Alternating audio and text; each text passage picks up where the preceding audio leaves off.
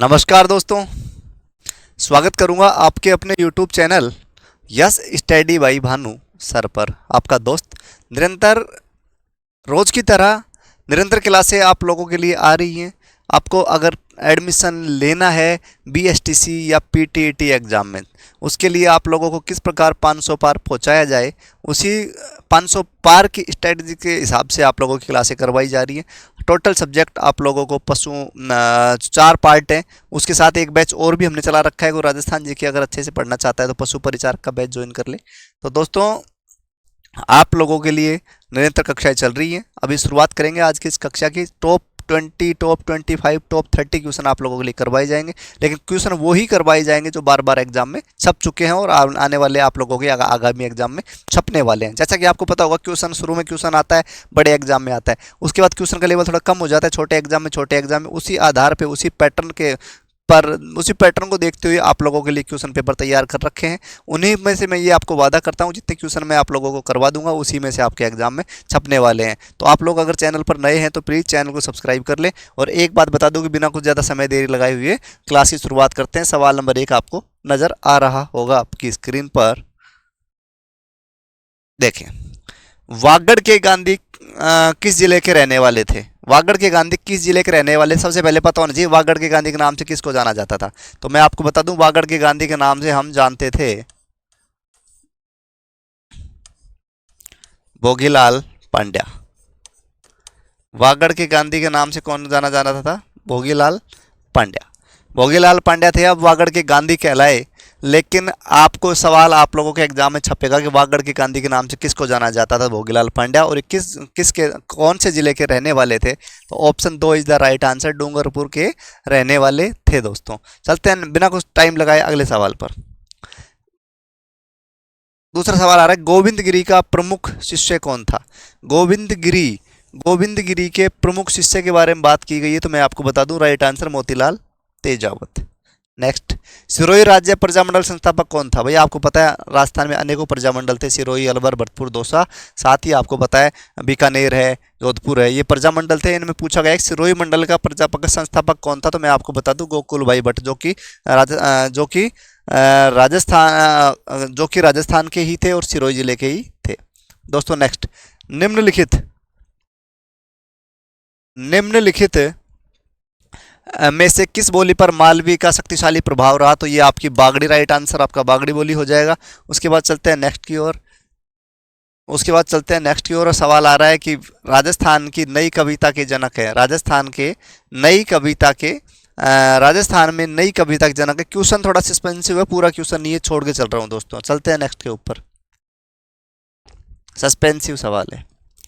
चलते हैं नेक्स्ट। वो सही लिखा हुआ नहीं था, पूरा सवाल नहीं। राज प्रमुख के पद को राज्यपाल का पदनाम कब दिया गया? तो पूछा गया कि राज्य प्रमुख, पहले राज प्रमुख होते थे, अब वर्तमान में राज्यपाल होते हैं। आपको बता दूं कि राजस्थान का पहला राज्यपाल गुरुमुख निहाल सिंह। जब राजस्थान बनेगा तो उसके बाद ही राज्यपाल बनेगा। और राजस्थान हमारा पूर्ण रूप से तैयार हुआ था 1 नवंबर 1956। तो आप ध्यान रखिए कि राज्यपाल का पद कब सृजित हुआ था? 1956 में। Option number 4 is the right answer. चलते हैं नेक्स्ट।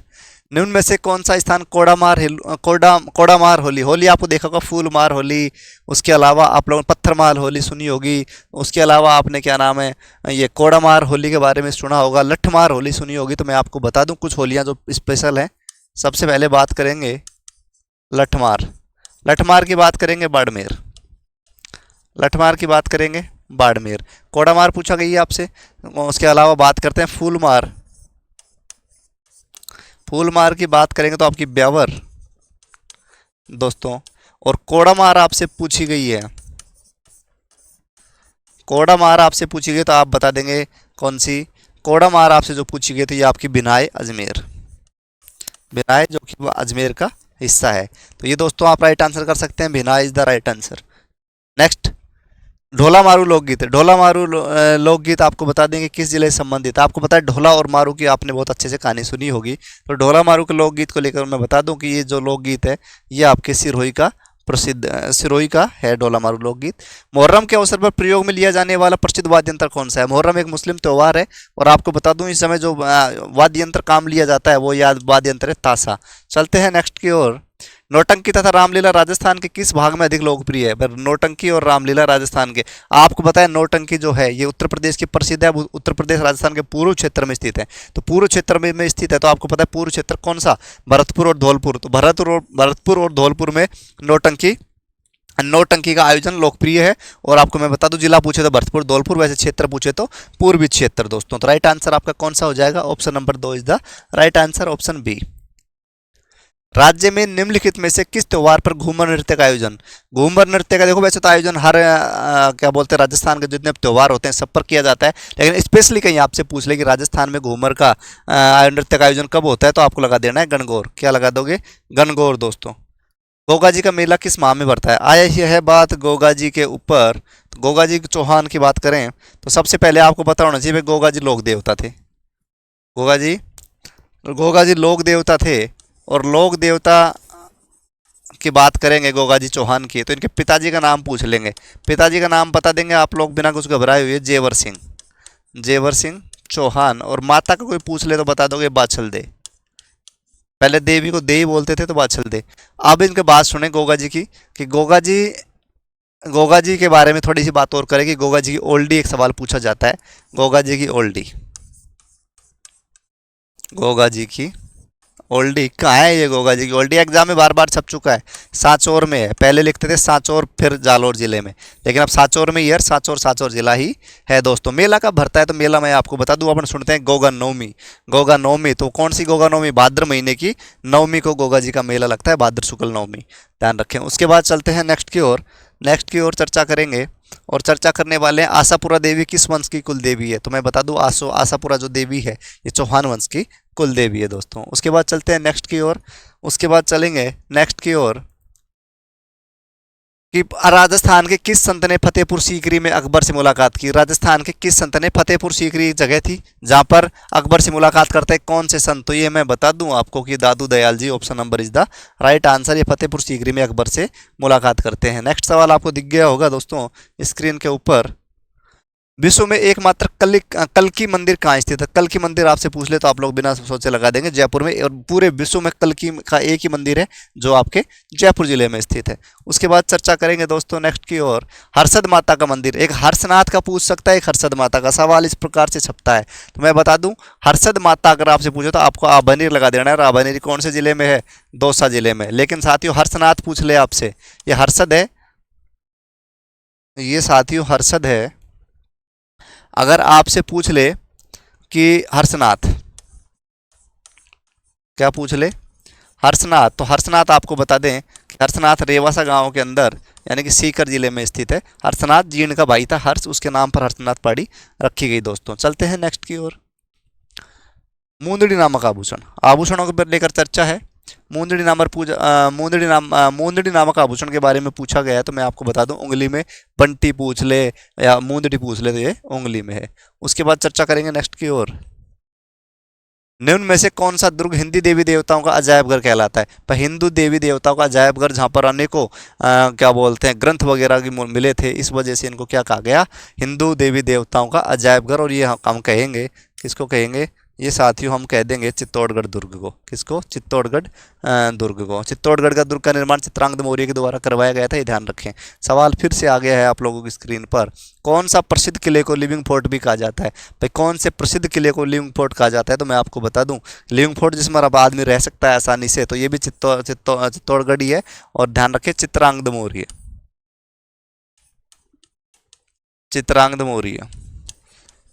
मौर्य द्वारा लिविंग फोर्ट कहा जाता है। चित्रांगद मौर्य द्वारा इसका किले का निर्माण करवाया गया था चित्तौड़गढ़ में। इसकी तो मैं बताऊं आप लोग बात करें तो 36 किलोमीटर की इसकी क्या नाम है परकोटा लगा हुआ है 36 किलोमीटर पर। ध्यान रख ले आप लोग 36 किलोमीटर लंबी प्राचीर दीवारें इस पर हैं दोस्तों। सबसे बड़ा राजस्थान का सबसे बड़ा दुर्ग जिसमें खेती होती थी, ये ध्यान रखें चित्तौड़गढ़ ही है, खेती भी इसी दुर्ग में होती थी।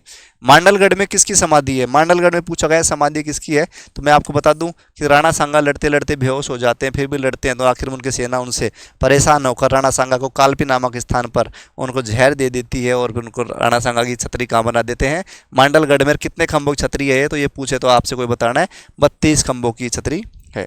चलते हैं नेक्स्ट की ओर। हवा महल की पहली मंजिल क्या है? देखो मैं आपको बता दूं, हवा महल 5 मंजिला इमारत, आपको पता होगा 1799 में सवाई प्रताप सिंह द्वारा 1799 में सवाई प्रताप सिंह के द्वारा इस हवा महल का निर्माण करवाया गया। अगर कोई पूछ ले कि आप लोगों से कि इसका शिल्पी कौन था, तो आपको बताना है लालचंद। और मैं आपको बता दूं कि 5 मंजिला इमारत है, ये इस प्रकार से है, 3 4 5।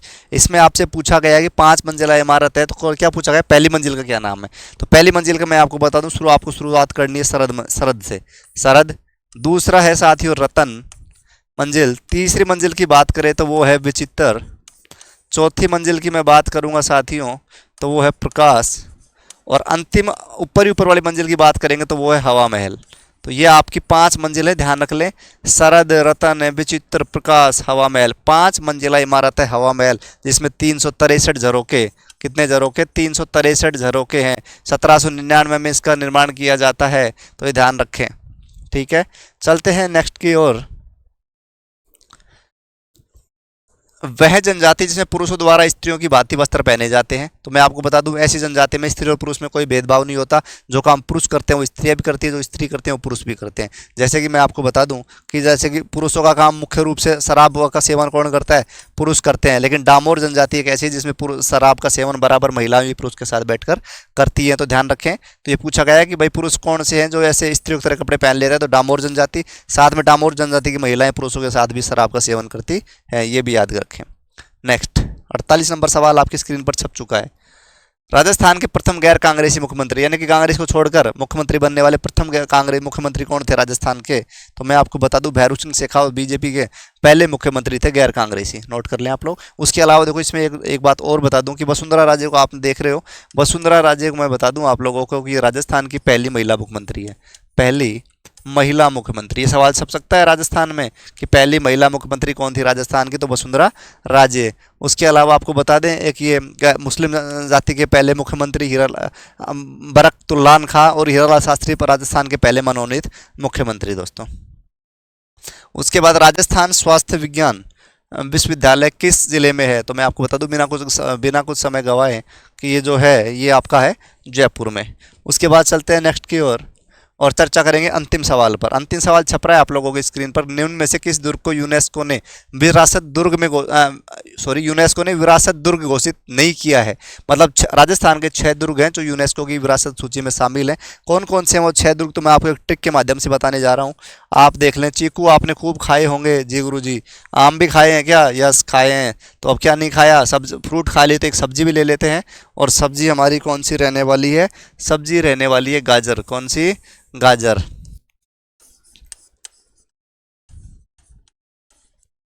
देखे साथियों, ची से ध्यान रख लें चित्तौड़गढ़। क्या ध्यान रखेंगे? चित्तौड़गढ़। कू से ध्यान रख लें कुंभलगढ़। आ से ध्यान रख लें आमेर, आमेर जो जयपुर का है। मैं से ध्यान रख लें मेहरानगढ़, राजसमंद के अंदर स्थित है। उसके अलावा गा से ध्यान रख लें गागरोन दोस्तों। और उसके अलावा जैसे ध्यान रख लेंगे, सॉरी सेकंड, जैसे आप लोग ध्यान रख लेंगे रे से गाजर। रे से ध्यान रख लेंगे रणथंभौर, रणथंभौर। तो आप लोगों को 6 जिले के नाम, 6 किले के नाम दिख रहे होंगे, चित्तौड़गढ़, कुंभलगढ़, आमेर, मेहरानगढ़, गागरोन और रणथंभौर। तो साथियों इसमें से आपको जैसलमेर दिख रहा है, तो मतलब जैसलमेर इसका आंसर नहीं हो सकता, इसको मैं क्रॉस कर देता हूँ। आमेर भी दिख रहा होगा, आमेर जयपुर, यस बिल्कुल ये भी नहीं है। गागरोन भी आपको कहीं नजर आ रहा होगा, तो बिल्कुल गुरुजी आ रहा है गागरोन, तो गागरोन भी क्रॉस कर देंगे। बसता है मांडलगढ़। मांडलगढ़ दुर्ग है जो यूनेस्को की विरासत सूची में शामिल नहीं है। तो दोस्तों ये था आज का अंतिम क्वेश्चन। अगर आप लोगों को मेरी द्वारा दी गई क्लास पसंद आई है तो वीडियो को लाइक, कमेंट, शेयर, साथ ही चैनल पर नए हैं तो सब्सक्राइब करें। मिलते हैं दोस्तों किसी अन्य वीडियो में अन्य सूचना के साथ। जब तक आप लोग खुश रहें, स्वस्थ रहें, मस्त रहें। Thank you.